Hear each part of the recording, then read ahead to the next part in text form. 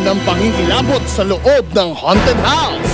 Mga kaya ang mga tuhod ng mga challenger sa pagpasok ni Narito? Nagbunutan na ang ating natitirang 4 na finalist. At sinerte namang mauna ang all-around helper ng funeraria na si Dong. Dong, handa ka na ba? Handa na! Sigurado ka ba? Sigurado! Ikaw, handa ka na ba? Sigurado ka. Sorry. Sigurado ka ba? Sigurado! Alright, simula na! Agad!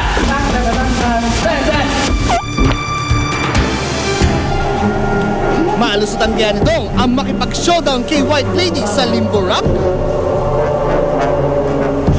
O ha? Oldies but goodies pala itong si Dong. Nahirapan po ako kasi pag gano'n, malaki kasi tiyan ko eh. Hindi ganong makakalyad ng gano'n eh. Kaya sumaldak ako nung pangatlo, sumaldak yung pit ko. At madulas pa yung sapatos ko.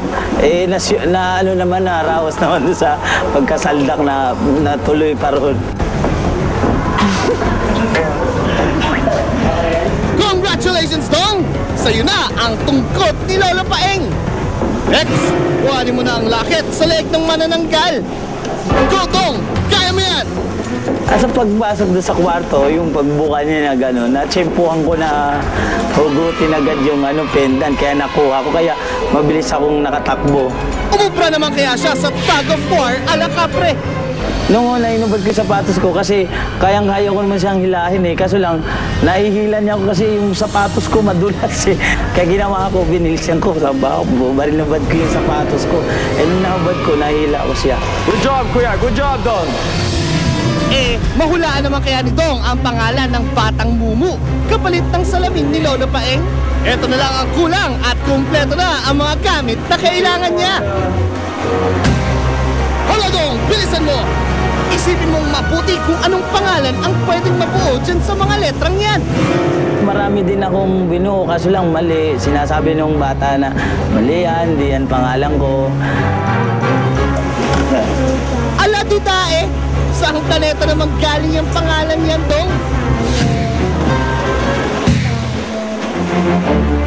Eh sa akin, isip ko na, talo na ako kasi ang tagal eh.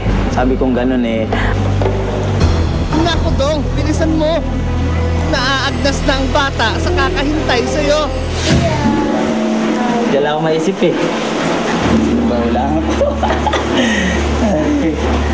Dahil sa sobrang tagal ni Dong, at bago pa sikatan ng araw ang mga multong ito, binigyan na lang sila ng 2 minuto para mahulaan ang hinahanap na pangalan.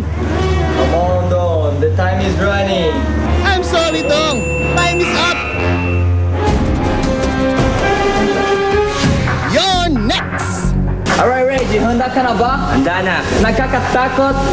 Game na. Game? Sigurado ka ba? Sigurado, game na game. Alright, so simula na agad-agad.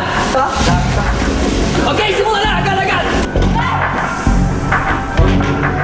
Dahil inoperahan daw ang kanang binti ni Reggie, hindi raw niya kayang ibaluktot ito para mag-limbo rock.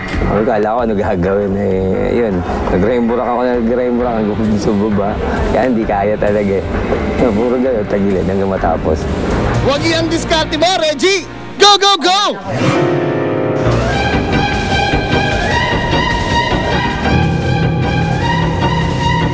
Aba, parang namitas ng lambayaba si Reggie sa pagkuha sa lakit Hintay ko muna. Titigaw sa buka. Tapos pagbuka, inaano po agad yun. Pagbuka sa ako yung kwintas na yan. Agad ding napatawag ni Reggie ang kapre! Tapos yun, punta na ako sa kabayo. Kalabaw ba yung kabayo? Nahihirap kasi nakipagkatanaw, dumudulas yung pa ako eh. Dito na masusubok kung gaano ka kagaling, Reggie! Tignan ko lang kung mahulaan mo ang pangalan ng Batang Mumu na yan! Hindi ko iniisip na gano'ng kahirap yung Tapos nakakabahan na ako. Mahirap Sabi ko na nga ba, at di mo makukuha ang tamang sagot. Kasi yun nga, yung kaba. Nag-aalo. Ay nako, Reggie! Malapit ka na! Dalian mo! Konti na lang, mahuhulaan mo na! Nag-umpisa ka sa Adelay. Yun. Konti na iniisip ko yun. Yun na ang pangalan, Adelay. Correct! Yes! Nakuha mo rin! matatahimik na rin si Adelaida.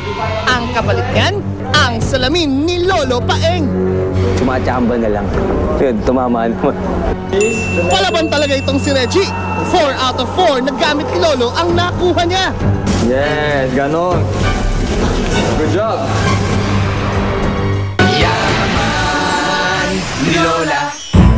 Susunod, ang sepulturerang si Rose naman ang makikipagpuno sa mga mumo sa loob ng bahay.